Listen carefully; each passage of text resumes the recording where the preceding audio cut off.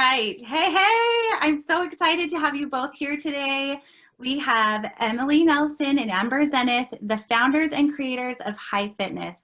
And I mean it when I say it that I am major fangirls of both of you, and I cannot wait to dig into the story of how this company was created and how it has changed so many lives. So thank you so much for being here today. We're excited. Yeah, we were saying it's been a while since we've done an interview together, like quite a while. And so we were really excited about this. That's so cool. Okay, so I want to give you each a chance to introduce yourselves and tell us more about where you grew up, how many kids you have, and your favorite food. I think we're going to make that a theme. I love to hear people's favorite food. I know. You want to go ahead? First, go ahead. So my name's Emily Nelson, and I'm half of High Fitness, and I was born and raised in Bountiful, Utah, which is where I currently live now, which I always hated that when people move back to where they're from, but I've learned to embrace it. And I am married, and I have 3 children. I have 2 girls, almost 10 and 7, and then a 2-year-old little boy. And they're just the best. They are so much fun. And my favorite food. Is that what I'm going to next? You're going, yeah. Gosh. I love sushi, but if I just had to eat a food at home all the time, a good chips and salsa is I love chips and salsa and guac probably. That's a good food that I love. I love it. Yeah, so it's hard to choose your favorite food. I'm sitting here racking my brain going, favorite? What do you mean? We love food. All of it. Yeah, so I'm Amber Zenith, and I'm from Calgary, Canada. And I live in Calgary, Canada, so we have that in common, which is so funny that we both live in our hometowns, because we'll get to this, but Emily actually lived here when we met, so we'll get back to that. But it's funny how we both lived in the towns that we were born and raised in, which is funny. I have 2 girls, Sloan and Zelda. Sloan is 10 and Zelda is 7. And yeah, I live in Calgary, Canada. My favorite food, well, I think my favorite bad food is poutine, which we had this whole discussion on Instagram that you guys don't even have it, and we have it at McDonald's. It's so normal here. So it's fries. And do you know what squeaky cheese is? It's kind of like cheese curd. Okay. Yeah. Cheese curd. They put cheese curds and then gravy, and it all melts, and it's so good. Have you had that, Emily? Do you like that? Yeah, it's really good. Yeah, it's. I mean, you can't really go wrong with French fries and cheese. I mean, that's the truth. But it's so bad because it's at McDonald's, so you're literally shaking, trying not to go to McDonald's to get this poutine. And honestly, I'd have to say a good salad's my favorite, and Emily can vouch for that. I love a good but it has to have nuts and a real good hearty salad. That's probably my favorite food. If someone gives me that, I am so happy. Oh, I love it. Okay, well, I have to say, you have to both be fueling your bodies with amazing things, because I have known Emily since we were, I think, 14 years old. And we were in a dance class together years and years ago, and she has always had the most incredible energy. You just want to be around her. Oh. She has so much to give of it. And then somehow, by some miracle, she met someone that matched that energy, and that was you. So I can't wait to hear, tell me more about how you met and what was that magic that happened that brought you 2 together, because you really are such a dynamic duo. Well, it's funny because the story wasn't all of a sudden we met in this amazing thing. It was kind of a slow process. So I remember I worked at a gym in Calgary, Canada called Heavens. And it was the boutique kind of studio. She had been rocking actually aerobics classes, but steps and really old school. And she was the queen of aerobics here where I live. And so I worked there. It's actually where I met my husband too. So it's this, and it's called Heavens. It's called Heaven.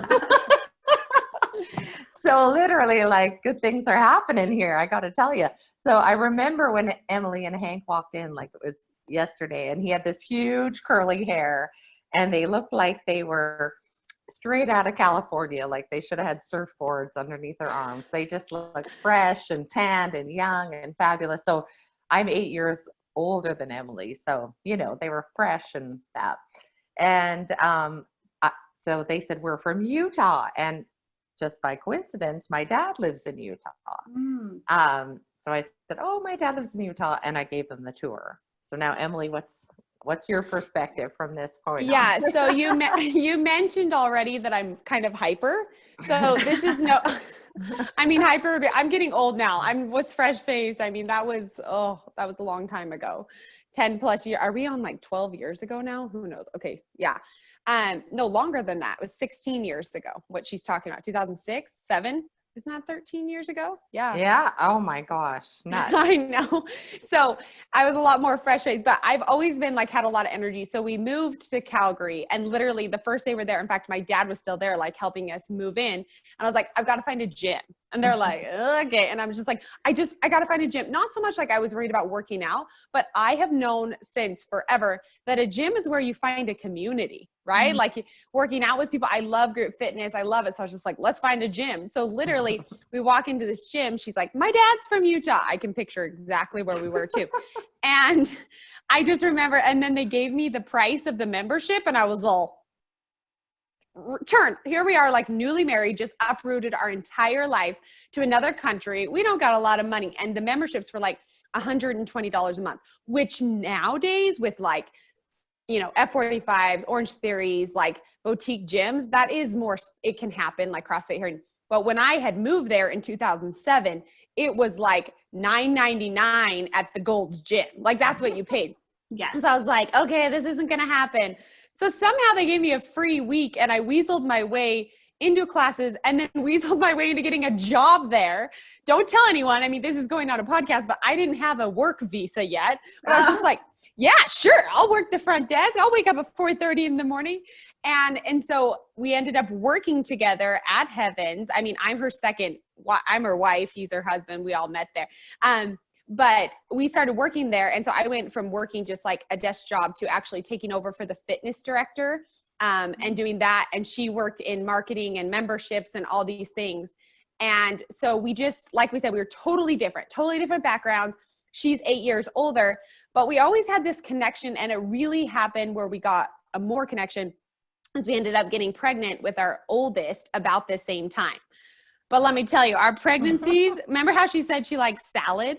Like I'm over there with a chunk of bread barfing in the corner, and she's like, this salad is so good. I have never felt better. I've never felt better in my whole life. And I'm like, and then she's like, I'm just like gaining weight, and she's like looking like shining. And I was like, we're never allowed to be pregnant together again. But I think that's really what really started our more of our friendship.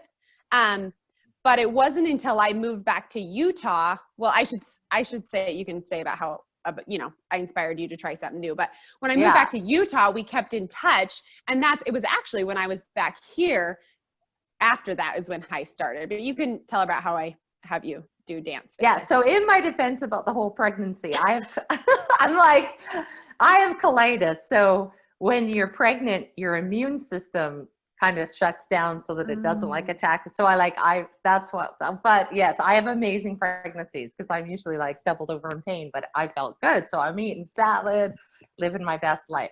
So, anyways, I had been at this job for quite some time and had moved up the ladder and had always kind of wanted to get into like group fitness instruction. So I taught yoga there, and I was super successful with that, but I was more in like kind of the boot camp stuff. And I tried to kind of teach step, and it was kind of like a couple times when someone didn't show up, I'd get chucked in front of the class with zero skills.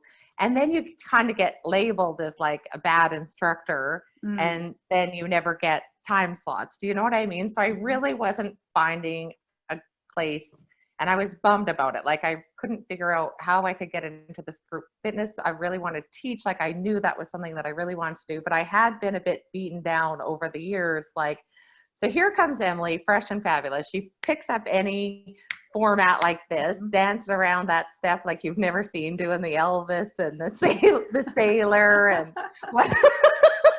whatever those moves were, she had it dialed. And anyway, she started teaching dance fitness. And, you know, she just wants everyone to be part of the party, you know, Emily. Oh, She's yes. like, Yeah. you should teach dance fitness with me. And I'm like, okay, I draw the line at trying to teach dance fitness. No, you're going to take it. We're going to have so much fun together. And you're just going to take my routines and do them. And it's so, you got this. I'm like, okay. So I did. And I actually started really loving it, like really loving it. But when I say dance fitness, like I would choreograph ham curls and jacks to a song because I have zero dance experience. Like I can't do the cha-cha 1, 2, 3 back step up and over, like that was not happening. So even before Emily left, we rented a church and did like a little, like it was like this Lutheran church firehouse. And we did a little class and we charged per head, I think $3. And I think like 5 of our relatives came. And it was a very short period of time that we were both kind of, she moved very quickly after. And then she's like, you're going to take over for me. You got this. Off you go. And meanwhile, you know, I still wasn't great at it, but I loved it. So as she said, when she moved away, it was actually, oh, and I'll never forget this. I should have brought the sweatshirt. When I was down in the dumps and just learning this dance fitness, she had this sweatshirt on that said, love yourself. And she like took it off her back and gave it to me. Oh, Left to Utah. And I was like so touched. And I knew that I had to like get my and she said, rock you. Don't try to be me. Don't try to be Helen. Don't try to be anyone else there. Just rock you. We had both left Heavens at this time. We were kind of on our own. And like, I really, you know, I'd teach in a basement to 2 people with more passion than you've ever seen in your life, and did hours and hours and hours of this, and finally built the confidence. So this is where Emily's saying where the story begins. Where Yeah. And I think it's like, I think we get asked so many times when we have, you know, this fitness business and things like, what about when I have 2 people? I'm like, we taught to 2 people who we forced to be there. Like everybody not everyone starts that way. Sometimes they jump into a big crowd and things like that. But it is like, this was not overnight. I mean, like I just said, we're talking about 13 years ago that we really started building our skills and progressing down the path that we wanted to, as far as like what we felt like was our niche. And so even our relationship wasn't overnight, right? Like, oh yeah, no. Yeah, I mean, yeah. I didn't mean to interrupt, but yeah. No, we were friends, but it's not like people are like, oh, you're best friends. I'm like, well, yeah, now we are, but like we were friends, you know, just like, but we would pass back and forth routines. So when I moved back to Utah, I started teaching Zumba. Here. Yeah, I taught Zumba, body attack, body jam, TRX, you name it. We've done it all. And I was teaching, and I would send her my routine. So like my Zoom routines I'd send, and then she started dumbing them down. Like she would, you know, how it worked for her. And she was like, I really feel like, she was like, I really feel like this is like a thing. Like people are loving this. Like they love that it's like not as dancey and things like that. And so like I made this maybe fast forwarding too far into the story, Amber, but so I was pregnant with my second. Yeah. I was pregnant with my second, and I'm teaching like all these different formats and just living my best life. You know, I was very comfortable and safe. I was teaching at a local gym called Skills. I had huge crowds. Everything was good. And, Amber, well, actually I should back. Oh yeah. So then I went up to Calgary to visit, because every summer we'd go up, and Amber and I did a class together, and she's like, you're going to do this with me. No, I'm mixing up the story. First of all, she came to me. I had just had a baby 2 weeks, and she goes, I'm starting this thing. It's called High, and you're going to do it with me. And at that point, I was 2 weeks postpartum with a brand new baby. My husband had just lost his job. And I'm like, yeah, I don't know about that. And I said, but just, you know, let's just give me a minute. Like I gotta like, you know, not be postpartum for 5 seconds. So fast forward to that summer, a couple months later, that's when I went up and we had our discussions. And kind of, she was like, she came up with the name High. How did it come? Tell them, how did you come up with that name? It just came to me, like, it really just came to me. Like, I was like, there has to be like a name for this thing that, like, the thing is that we had evolved and created this thing together. Maybe it wasn't like a thing, but it was this like cloud brewing that started, you know, it started having movement. So as we were passing choreography back and forth, this is what happened. So we were teaching Zumba. And that was one thing that really bothered me, is because I felt like I for sure was not doing that brand any justice, because I was basically doing high jacks and knees and to song, like literally. So I'd have big crowds and people loved what I was doing, but I'd go on vacation and I'd come back and the lady would be like, I went to Zumba and they were Latin dancing. And I'm like, I know, like, that's actually, that's what it is. Like, what I'm doing is kind of, I have to, like, that's in me. I'm like, this is wrong in every way, because I'm not representing their brand properly. I'm not living up to our potential, because it's something totally different. Mm-hmm. So I was like, what is this thing called that we've slowly created? And so because we would pass back choreography. So I'd be like, I actually do a toner second, and she's like, oh, that's interesting, I should add that in more, like we should do more toning tracks. So then she started doing that, and I was like, oh, that's a good idea. And then that's kind of what she's saying as it evolved over time. But because she was out on her own, she had the freedom to start exploring and kind of create her own brand, where I was very fixed into a gym. So I hate it when it's like, yes, I came up with the name. Yes, I forced her to do it with me. But this was always kind of like, it was always us. It was never like me just doing my thing and then I'm like, oh, maybe I should. No, it was always like this collaborative thing that was like alive. It kept adding the toners and adding the this, and that's what was interesting about it. And the thing about us is we're very different. Like, we're very I mean, as you can tell, like the way our minds work, everything. But when we came together, like I'm always tell, she came up with the name, she made me do. But what I mean is, this couldn't have happened where we are today without the both of us. Because I had to come on to make it into something that was more than just the brewing. And then, and also like the back and forth. And I remember, like being like, okay, we're doing this.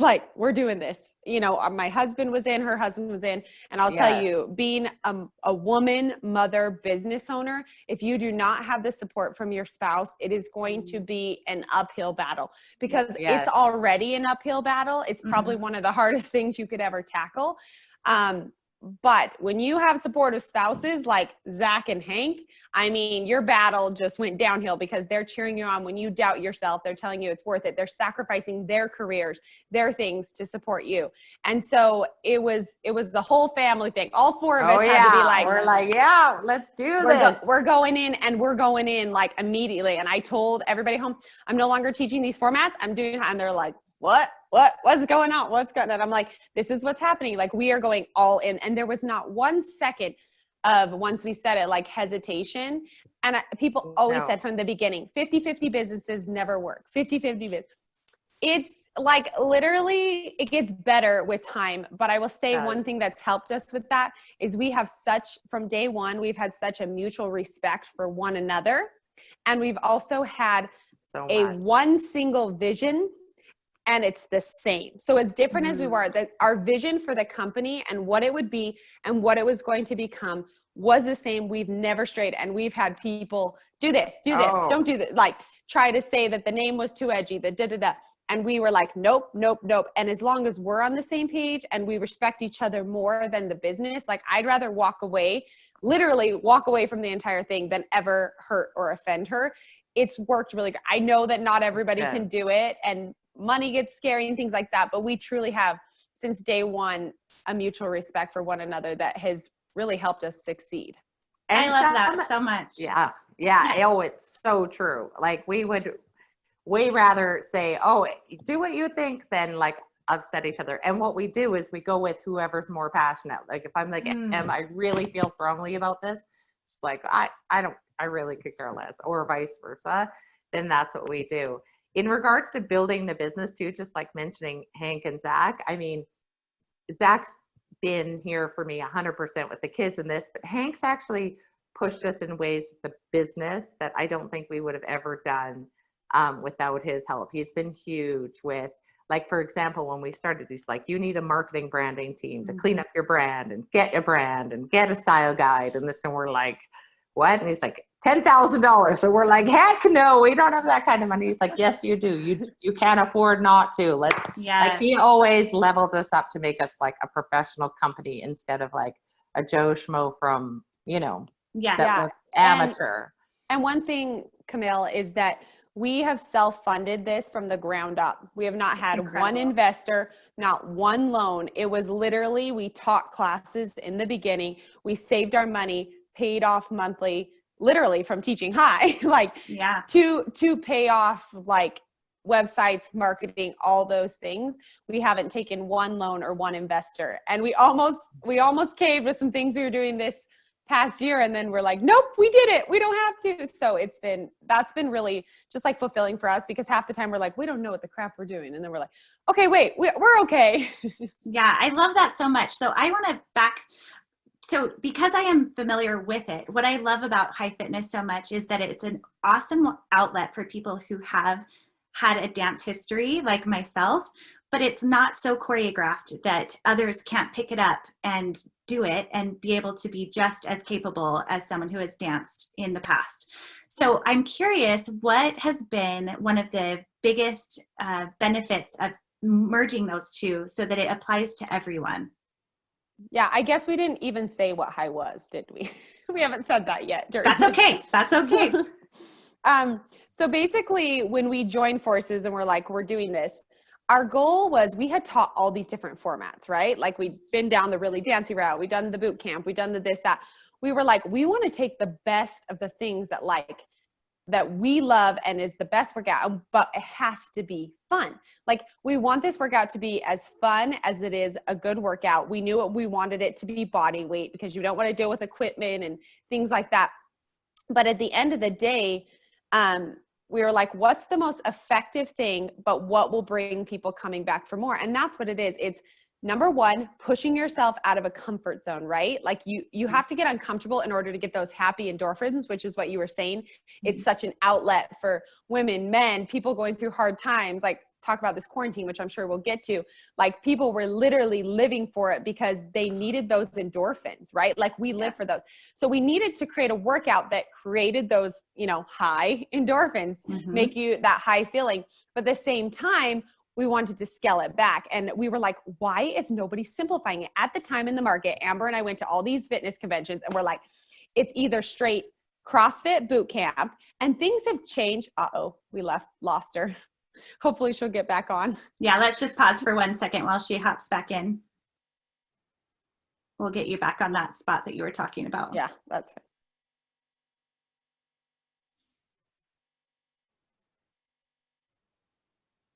I love your Christmas decor, by the way. Oh, I know. I was like, I don't want it to look too Christmassy, because then no, I saw your Instagram story. Yeah, no, but I was like behind me, so I was like, where can I say where it's good light?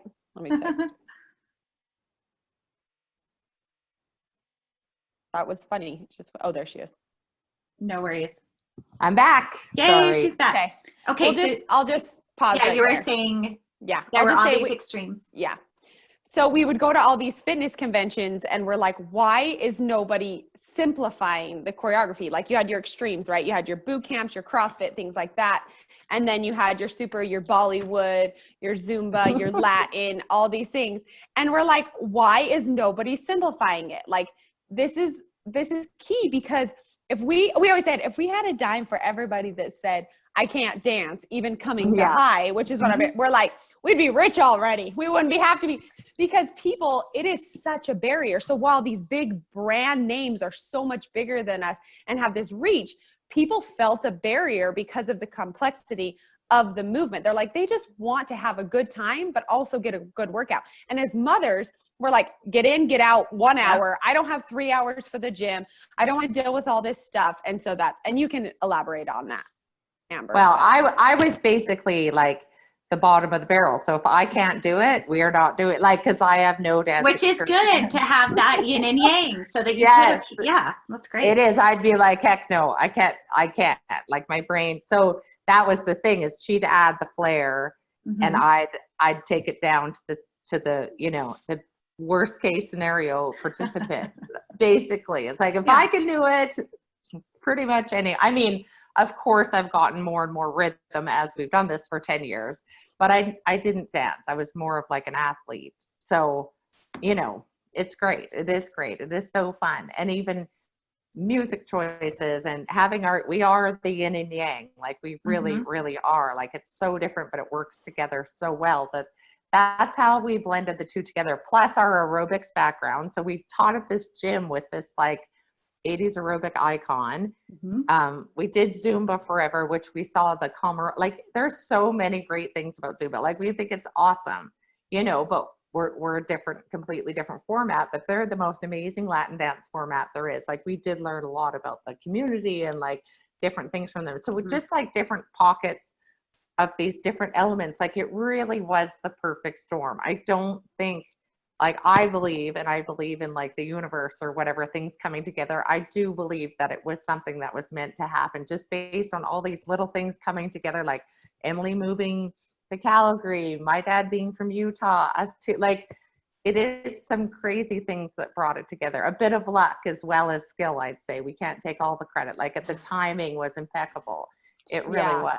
And so, and also along with just being a different workout and bringing like a new workout to the fitness thing, we wanted to create it like as a community. So from day one, we call us the anti-fitness format.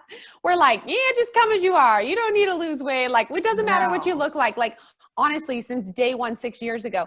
And that was like when Instagram was very much like, look this way, be this way, six pack. We were like, no one's allowed to post ab shots. If you're a part of our brand, you don't post ab shots. Our before and afters are about your mental health. Like, we really wanted to just create a community where everybody felt like they belonged, felt like they could have a part in it. And yes, you know, you scare away people a little bit along the line because the name High, and it can be very high intensity, and we've evolved and things like that. But we truly want to create that brand, and also we came up with some really fun new things. Like, we were the first format to do Song of the Week, which lots of people have done that since, but we were the first one. So usually no one was doing that. No one was doing. So usually it came out in chunks. So like either a month or a 3-month chunk of choreography and stuff to learn from. And we were like, I don't know how we're going to pull this off, because that's a lot of work. Like, how do you film for every week and things like that? But since day one, we had our chunk of songs, and then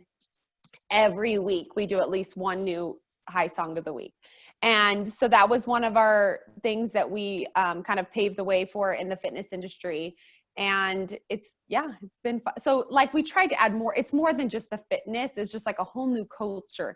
And even all the charity work that's been done, like Hank's like, because we always joke, you got to stop doing charities, you know, because it's like her dad. My dad's like, I'm going to cut you off of the charities, like joking, obviously, of course, but that was not a thing. Like, big fitness classes for charity was not a thing. And the thousands, I swear, we'd have to. I wanted to ask you that question is, do you know how much money you've raised from your charitable events? Because there have been so many. Because there's so many facets and instructors, it's hard to come up with. I don't know how you would keep track. And we joke about it because it's a huge part of our brand and we love it. But sometimes we were doing like 5 huge charity classes a week and setting up and like crying. It's a lot of work. So like it got a bit nuts, but we will always do the charity, and we love the charity work. And when our crowd's passionate, when we get together, huge things can happen. I'd say close to $1 million. I would say $1 million. I would too. I would think it might be more than that. I will tell you, I took one of my closest friends to a charity event for a friend of ours, Emily, that was going through cancer, and it was her first high event that she'd ever been to. And after that first class, she immediately fell in love with it, and she's lost over 150 pounds, and like, it's totally transformed her life. Like, it's insane. That's amazing. Yeah. So I think it's really fascinating to see how your business has been so much about the community. I've never seen a fitness empire work like that. Not even close. With it being people that show up and rally around each other just for the goodness of it. Like, it's incredible. And that means everything to us. Like, we could care less about the 100 pounds or anything. It's all about that. That is it.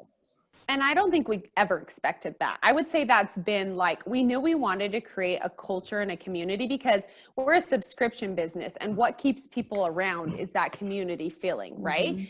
But I don't think we ever could have imagined like the stories like that and the community and I mean, just this past summer, I think it was over 100 grand was raised for OUR Rescue, just from high fitness instructors. Oh, Yeah, that's in cool. like 2 weeks, which was just incredible. So I think it was like 170 actually. And but for those who don't know, that's a sex trafficking organization Yes. that fights against child sex trafficking. So that's a big amazing program that I believe in. So let me rewind a little bit. What was one of the biggest hurdles that you overcame in the beginning that you thought, how are we going to get over this?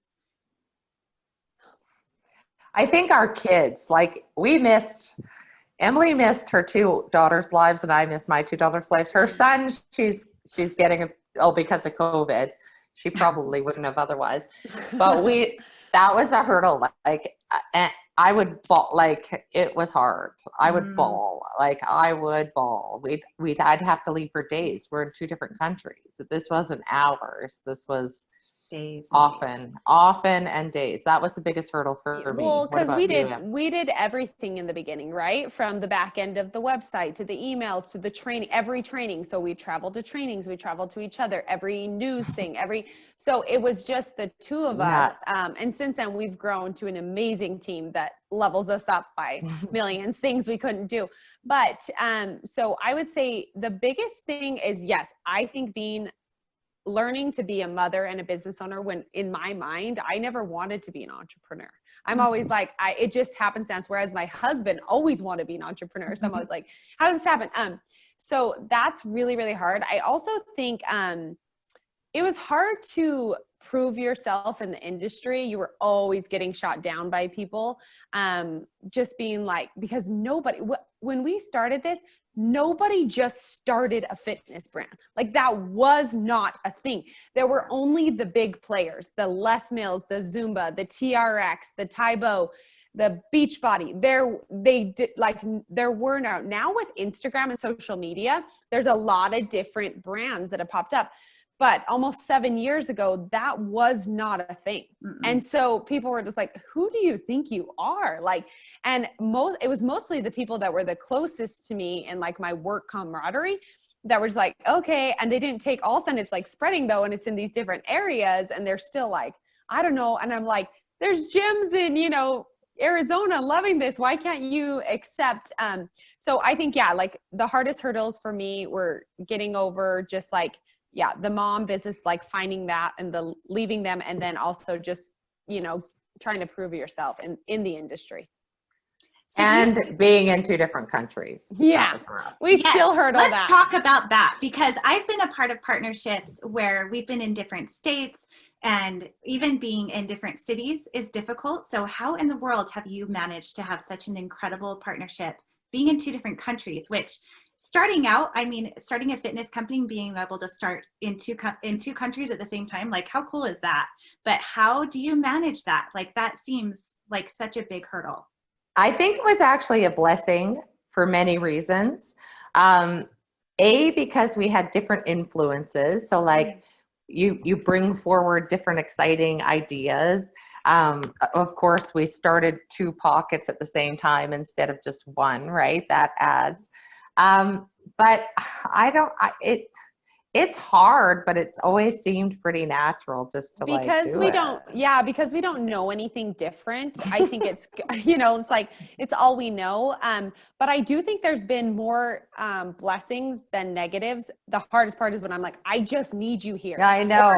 Or we're like launching a song and she's like, you filmed that like that? I don't do it that way. And I'm like, how do you not do it that way? We've been doing it for 6 months different, like just like not being in the same place. And sometimes you're just like, I just want to explain to you, technology has evolved so much, like Marco Polo, FaceTime, Zoom, like 6 years ago, there weren't even really those things. But the way that we have been able to create our own identity you know, in high fitness on our own, not like on top of each other.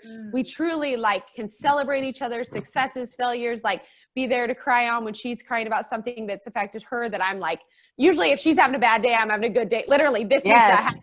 She was on the bottom. I was here the next day. I'm like, I hate my life, you know, like.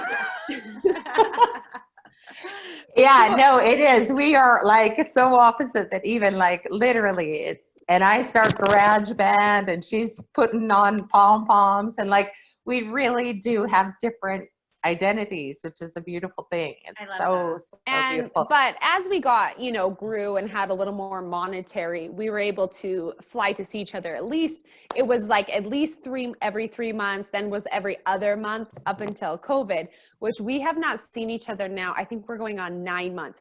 That is the longest time we haven't been in a hug, like been together since we started high. Unfortunately, I think we've just gotten used to it now. I'm like, yeah, I miss you, but like, it's weird. Like, but, we've still been able to grow our business exponentially during COVID without even having to be together. But I mean, you just make it work. Yeah. Yeah. Is there a certain program or system that works for you? Like check-ins with your team? Like how do you navigate all the moving parts? I'm the worst at Marco. I hate it because I refuse to pay the $69 that they all of a sudden add at the charge. And so I can't fast forward, and I'm sitting there listening, and I open it up to like 300 messages. Like, so I just like, I'm like, no, text me. So I'm stubborn that way. I need to get better, but I like, it's like a bunch of mini moving systems that work. Like, so we have someone named Janae Wilson who has literally saved our lives, done most our of angel the from heaven. Yeah. And she's like the CEO of this mothership. Like, she is incredible. She knows each of us very well. So she knows that we're creative types and like, she is incredible. So she has a mini team, like an administrative team. And then we have a social team. And then we have like, they're mini teams that all kind of check in. So they all have their kind of systems, and we're pretty lenient bosses. Like, we're not having them check in. Like, if the job gets done, we don't care when you're working. We don't care how many hours you're working. Like, get it. And they do. Yeah, we have a management meeting with like our top management team every Monday, and we've been doing that for a couple of years, and it's been a game changer for us to just always check in. And then beyond that, we do have a problem that we're all over. We all work too much. I'll give you that much. Like, because that's how we've gotten used to for so many years, that like putting out fires 24/7 when you're the only ones on the staff, that's what you do. Right. Yeah. And so, but it's been so fun for us to be able to hire all these stay-at-home moms or girls that, you know, whatever, they're not everyone's a mom. We employ stay-at-home moms, and they can work for as much or as little as they want, as long as they get the job done when they want it, when they can get it done. And that's super rewarding. Who isn't a mom? I'm trying to think. Who isn't a mom on Well, our I guess team? now everybody is. At one point, not everybody was. We really are persuasive in the baby making. And we also want to make that, like, in the fitness industry, we've known people who were like representatives of a fitness brand that felt like they couldn't have children. And we're like, no, you have that baby. You rock what you can while you're pregnant, postpartum. Like, you will still be the face of our brand as much as you want. Like, we really encourage that, because who are our participants? I think I was more relatable when I was postpartum, 50 pounds heavier than ever before, because people are like, that is real. There's some fitness people that have a baby and it's like a little ball and then they pop it out and everybody's like, I mean, you look really good, but I secretly hate you. I'm like, you're here for it all. And I went back to teaching classes when I was still 50 pounds overweight. And I was just like, well, how else am I going to lose it? This is what I'm going to do. And of course I was uncomfortable, but nobody cares. Nobody cares but you. And it's been Emily's so fun. the best pregnant person. She's hilarious. I made her do what was it? Fitness Idol. She made me go on stage at a huge fitness convention, 25 weeks pregnant. Yes. And we won. like- Hey, we won. We won. We won. It was awesome. Because She was you're rocking it. representing, yeah, it's like was representing so awesome. many of us that like we go through that. It helped me lose weight from 2 of my babies. And what I love about it is that high fitness is so fun. Like you get from done with one song and you're like, oh, I'm exhausted. And then the next song pops up and you're like, oh, but this song is awesome. Like, Yeah. talk to me about music selection and introducing product into your brand, because I feel like those are such unique things that you've done that it really has helped create your entire brand. Yeah. Well, song selection began just with us and what we loved and what we put forth. And of course, we're so different that we'd come up with different songs and different tracks. Now we get submissions, and that has totally changed. But we always wanted to be all genres, all decades. We never wanted to be like, you know, I've been to lots of bar classes where it's only like the current hits only, and it's all like, you know, no, add some rock, add this, add that. Like, we want everyone to be in a class and get excited for at least one song, right? Yeah. So, but the one thing we were passionate about, and this made us different also, I'm thinking of the things that we brought in, is we were like, we refused to use digitized aerobics music, which made us have to jump and continue to jump major hurdles, because anyone who's in business knows that music licensing laws are huge. No joke. Yep. It's huge. It's huge hurdles. It hurts our business every day in a way. You know what I mean? Like, we have to jump through hoops, but we were dead set on the fact that we would only use music straight off like iTunes or whatever, that it was the original music. We speed it up most of the time to fit like we have apps, and we actually just launched a new instructor app that does it for them. It's really cool. Yeah. We'll get to that. But anyway, but over the time we were like and that's what I think you're saying. Like, this is so fun. There's something about that music that's so nostalgic, and like, it just, you gotta love. I mean, this week we just released a Missy Elliott song, which is very current. So Next good. week we're releasing 2 Dolly Parton songs, which people love. But that's it's like, yeah, I love night it. and day. And as for the merch, when I was rocking my classes, the Little High, when I came up with the name and I was convincing Emily, I literally like would buy shirts at the Garage, which is like this, you know, young girl store, and take them to a guy that screened. And I sent one to Emily. I was always like, you know, trying to get her in. So from the beginning, I think we always, you know, sold t-shirts and stuff just for fun. But it was actually Hank that really pushed us. But we literally would we went to Palm Springs one time to meet up because her family has a house there. And we went to the outlet stores, and we would go in each store and buy 10 shirts at American Eagle, 10 shirts here on the sell rack, and then would sell them. Like, some of my friends have the originals. That's how we were in the beginning. Now we have a whole warehouse that says like, okay, we want these shirts for the holiday season, order 600 fave tees in hunter green. Like, you know what I mean? Like, it's a whole situation, but we literally would go store to store, buy them, and then get them screen printed. I love it. But now we have, you know, we have protein, we have sweats, we have jewelry, water bottles, we have a fragrance that like ignites when you sweat. I didn't know about the fragrance. I gotta get you some. It's okay. like people will stop you and they'll be like, why do you smell so good? It's so good.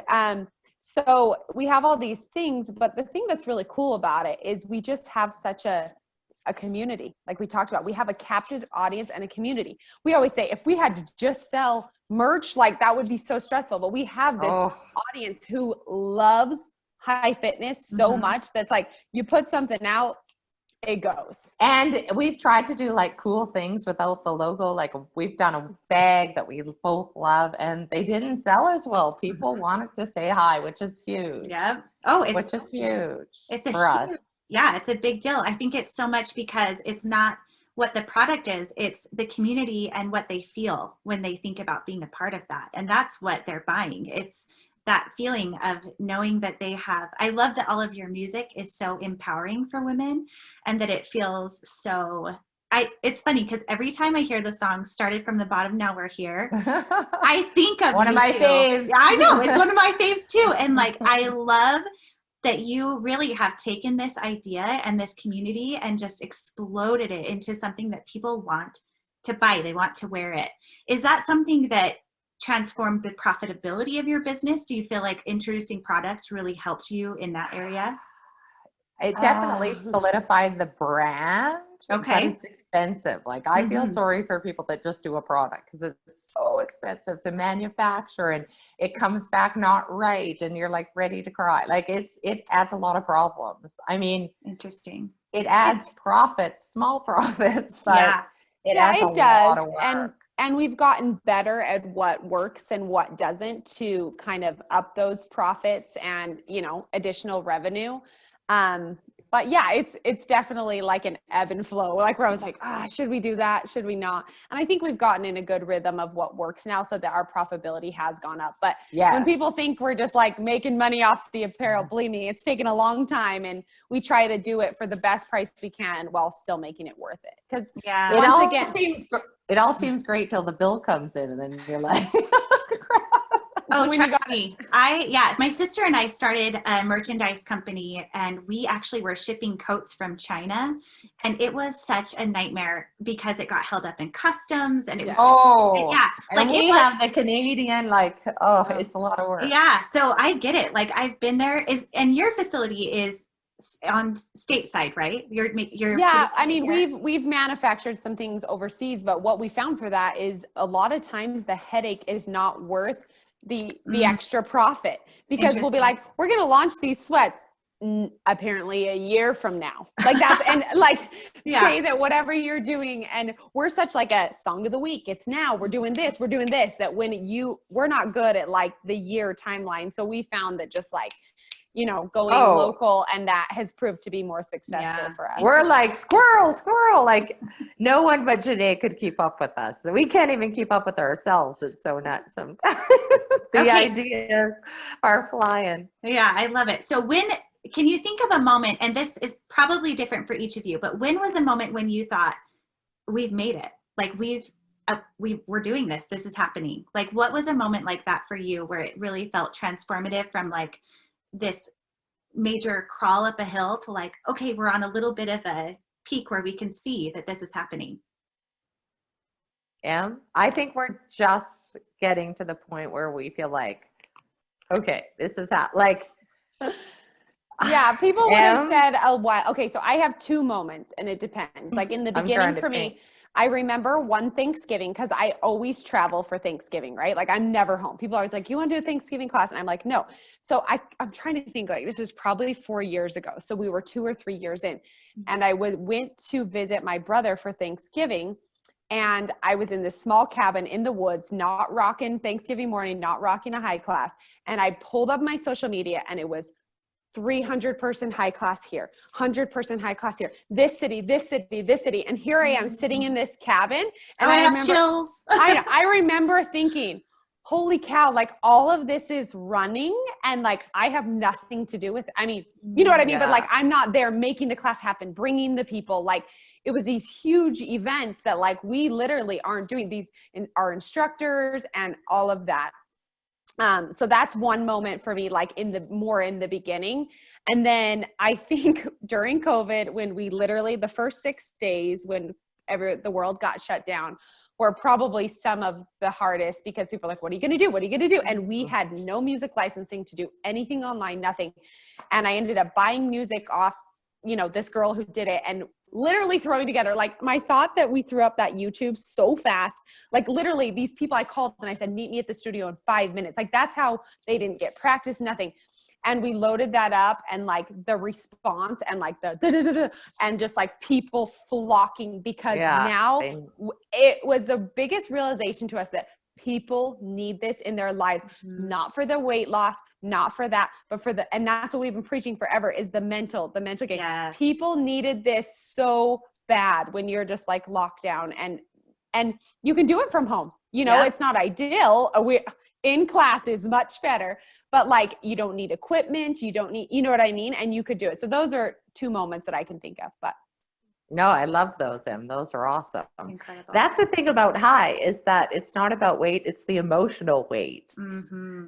You need to lose that emotional weight that's weighing heavy on you. And that's what high is about. And so when you go to a workout where you're hating every minute of it, the emotional weight actually gets heavier. It doesn't get lighter because you're sitting there hating life thinking, oh, I suck at this, da, da, da. And then, you know, that's what's so beautiful about high is that it's actually the emotional weight that you lose.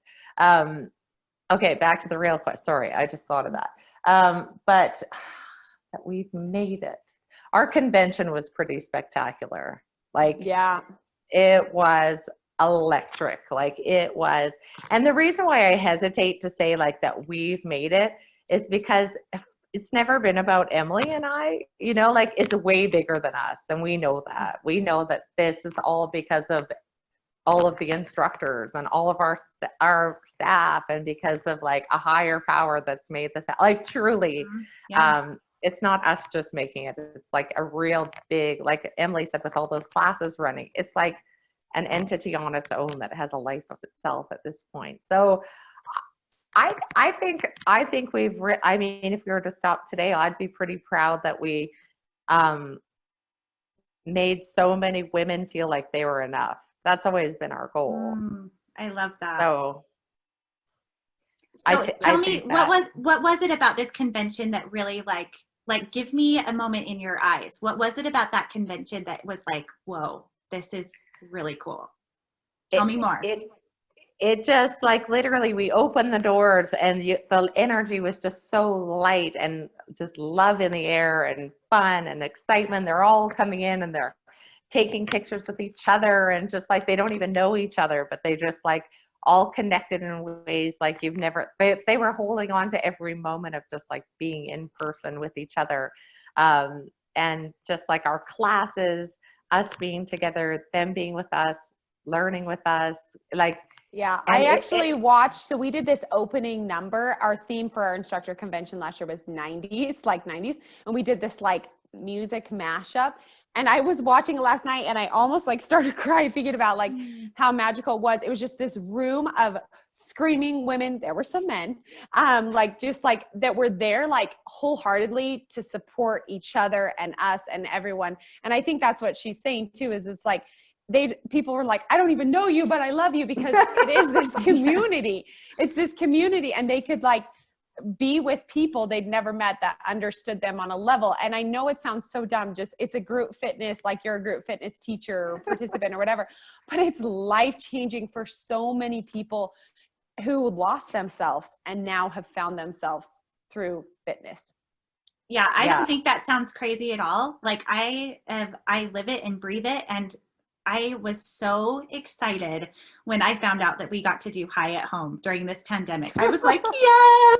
Like, and even last night I pulled up Amber's class, and what was really funny was I pulled it open and I was the one that shared that I burned so many calories. I think yeah, that was me. So it was almost like 600 calories. But what is really fun is I opened up my computer, plopped it in the hallway, and I was hanging out with my teenage son that was playing on his Nintendo Switch while my daughter was playing Barbies.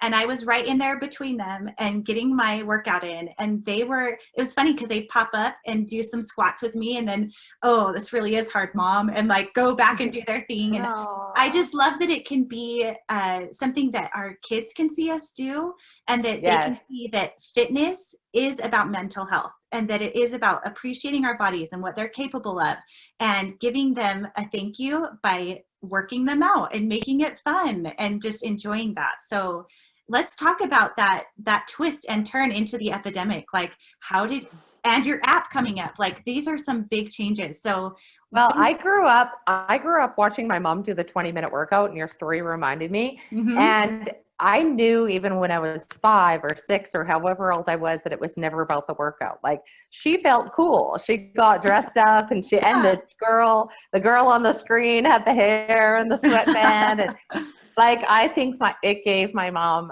an identity, a purpose, a moment of fun. You know, I always saw that even when I was young. So kids seeing that, I think it's so cool for them to be like, it's I see so many people tagging us during this epidemic with their kids around them and things. And I think one thing that we've really tried to do, even with our children, like I don't even know if my kids know that I do higher fitness to like have a better body. Like to them, it's like, it's what you do and it makes me happy and it's a job and it's not like we have to exercise or go to high because of this.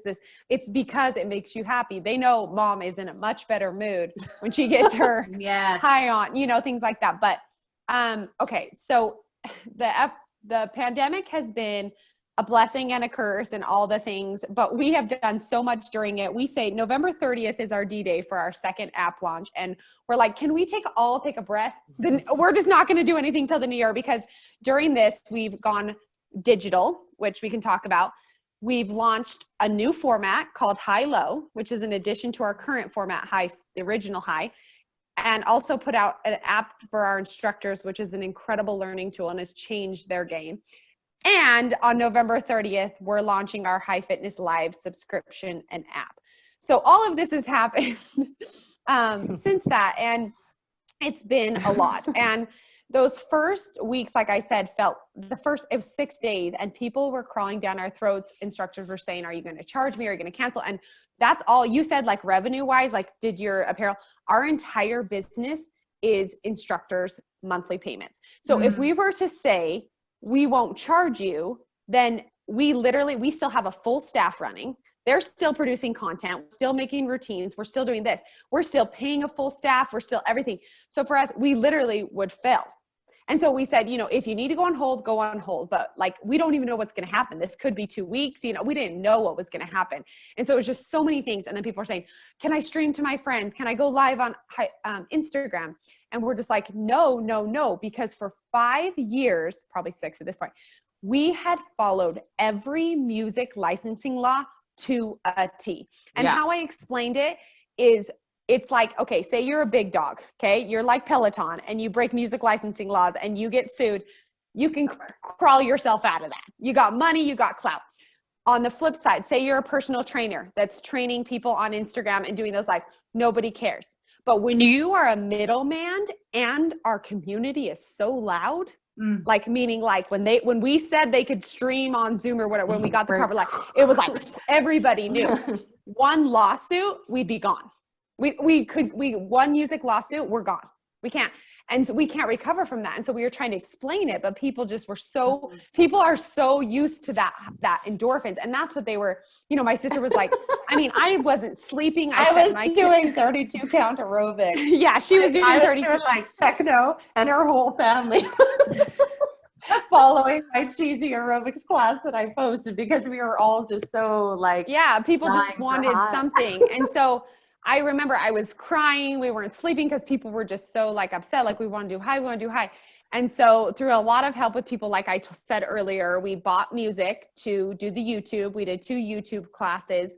And then after, like, I swear it was only less than 2 weeks, we, through help of some friends, obtained music licensing stuff by paying, and we created a separate website to stream live only. So we can't do on demand because that's a whole different thing, but we were able to start streaming live. We've had all the tech issues in the world, but what we have gained from it in exposure as a brand and participants and people who I like kind of came to high, like sometimes even in my neighborhood, are suddenly like on every single live, living for it. We always thought, no, high has to be in person. Like, it has to be in person. And then this happened, and we saw so many people that were like, I was just too scared. I would have never done it. Now I'll go in person. Or there's no way. I just don't have the childcare, but I love it. Or there's no high teachers anywhere. I've been dying to do this. It's been so eye-opening to us that, you know what? People can do it from home, and it's still pretty dang good. It's not the best, but it's pretty dang good. I think it's awesome. We're so ADHD though. We're like, squirrel, any excuse to get out of like being at home and working out, but people do it. There is nothing like a live class, obviously, like the energy and stuff, but it is amazing. Like if you like, you obviously do it and love it. And so you get through the whole class and you love every minute of it. And yeah. Oh yeah, I do. I love it. I'm asking you because I was like, yeah. I love it. I get through the whole thing. Yeah, for sure. I love it. I do bits and pieces and stuff, but I'm very ADHD. So I'm like, take my hat off to people that don't like go, oh, I have to vacuum, or, oh, do you know what I mean? Yeah. Like people that can I stay love in that it. you can like set it up anywhere. Like I can do it in my bedroom. I can do it in the basement. I could do it in the living room and just bring my laptop and do it anywhere. Like I just love that so much. So Well, like Emily said, like we were so stuck in our heads that, oh, people only want live or it's only fun live. And like you and like so many people, they're obsessed with it. And we're so glad. It means so much. Like people in Utah can do my class, and people here that would kill for Emily's class can take it all the time now. Like it's totally changed the game. It's really cool. yes.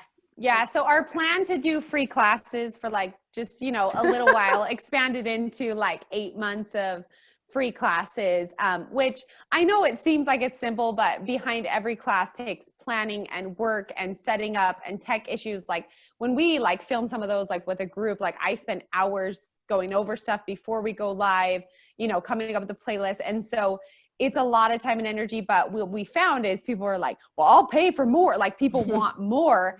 And so we're getting ready, like I said, or, by the time this airs, Yes, it'll be up and ready. It'll be up and running, but it's High Fitness Live subscription, and it can be accessed on a computer, on a phone. It's an actual app. You can screen share to your screen. You can put on a computer, and we have 30 plus live classes a week. So that's 5 to 6 classes from about 15 different instructors. So like, it's like a gym schedule. Like, so, on Mondays at 9:15, you're going to get me, and then 6 a.m. on Fridays, Meta, noon on Tuesdays, Amber, and you just either what time works for you if you really love an instructor. And basically starting about 4:30 a.m. Mountain Standard Time, give or take on a day, to 8 or 9 p.m., there'll be about 5 or 6 classes running. So there's a lot of different times and That's things. incredible. So I'll make sure to link that in the show notes so that everyone can have access to that. They'll be able to find it easily. And one question I want to ask each of the guests that we have on our show is, do you believe that balancing family and business is a myth, or how do you believe that can best be accomplished? What have you learned along the way?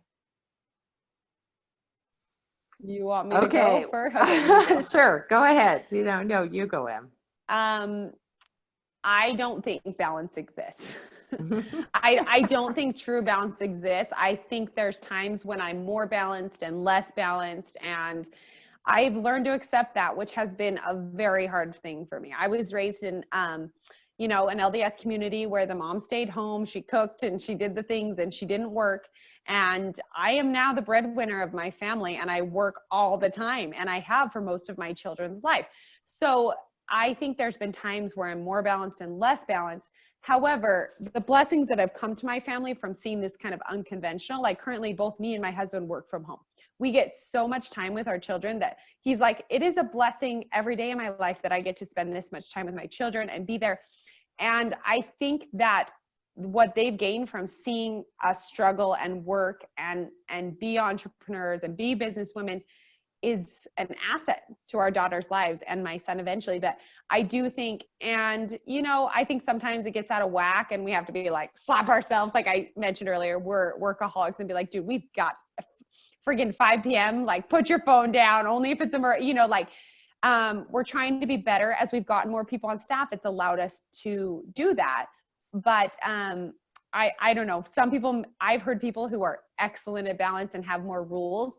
The way we work is not as good, but I also think that we do the best we can. And I actually get a ton of time being from home. I'd kill to go to an office every day, but at the same time, it's all I know. It's all I know is simultaneously doing both. Mm-hmm. Well, and that's what I was going to say is the good news is our kids don't know any different. That's the good news. It wasn't all of a sudden this came into their lives like some drastic big event. It's like, that's all they've ever known is us juggling high and juggling them. And my girls especially have become like, it's almost sad that they know that they know to just quietly go by. And sometimes they look like, can I come in? They like being a part of it, but it's definitely like all they know. So balance, no. But I do think it adds a positive element to our lives because they see us working, they see us hustling, they see, and I don't think this should be a rare thing, but I think it is, the male in the family cooking lots and supporting the wife like nobody's business. Like I'm like, hon, what's for dinner? You know what I mean? Like that's the norm in our house. And so for me, my girls seeing a male role not necessarily being what it has to be. It can be anything. Like he can cook, or I can work, or he also works. Both our husbands also work full time and raise the kids full time. Basically, we have angel husbands. But I think that's a blessing for them, and I think that they will, in the long run, look back and say, I had amazing role model. That both our husbands and us running this company. So it's hard, but for us, I think the guilt kills us a lot of the time. Guilt's a nasty, nasty thing. But the not traveling has been really good for my family. That was the hardest part for me, especially. Like it would tear at my soul, and my kids they hated it. But without the traveling, I feel like it's getting better for sure. But like I said, either family, we don't know any difference. So yeah. What would you say Yeah. is something that you would tell to another woman or mother that was interested in starting their own business? What advice would you give yourself if you were starting over? Don't do it. I'm kidding. Or what would you tell her? Yeah. Emily, we'll start with you. Oh, I'm totally kidding. I wouldn't. I would say you've got, make sure you align yourself with people that support you and believe in you. And the passion has to be there. Like if it's just something where you're like, I think this is a good idea, but I don't really, like, you have to believe it with your whole heart. But I say go after, I mean, what's the worst that can happen? It doesn't work. Like, oh, well, you know, move on. So I say, yeah, I just say, if it's something you're passionate about, surround yourself with people who believe in you more than you believe in yourself. yeah. I love that. I'd say easier said than done, but set hours to work. I mean, we don't do that. We're the worst at that, but that would have been a really good thing to do, is kind of have like set hours where we're off our phone. We've actually become better at that. We're like, it's between 3 and 6. Nothing good is happening at work. We need to focus on these kids. And so, and really just savor them and drink them in. Like I'm so guilty of so many times brushing them off. They're trying to show me something they made or whatever, but I'm in the middle of something. And I'm like, I wish I would have just, you know. It can wait. It can wait. It can wait. Yeah. So it can wait. That is a good, yeah. As I'm tearing up. My baby. It goes so It's fast. so hard. It's so hard. And I know Emily got another go. We share my baby boy. We share him. It's fine. Yeah. That works. Yeah. She can savor him. So, and I was until COVID, but oh well. Yeah. Well, I know from experience, from personal experience, that you have changed so many lives and so many families, and not to mention the mental health that has made our world a better place by bringing high into our lives. So I just want to thank you publicly for that, because it truly has transformed so many lives. And that is, I mean, that's a stamp of life that you can say, I did that. And I think that's pretty incredible. So thank you so much for spending this time with me. And if you want to check out or get deeper into High Fitness, please tell everyone where they can go to find you. Yeah, so we are on highfitness.com is our website, and then at high.fitness on Instagram and Facebook. It's just Facebook. I think it says I love High Fitness. We're the worst. It's website or Instagram, high.fitness is where you're going to get all your info. Yeah, Perfect. find an instructor near you. Like we said, there's nothing like in-person classes.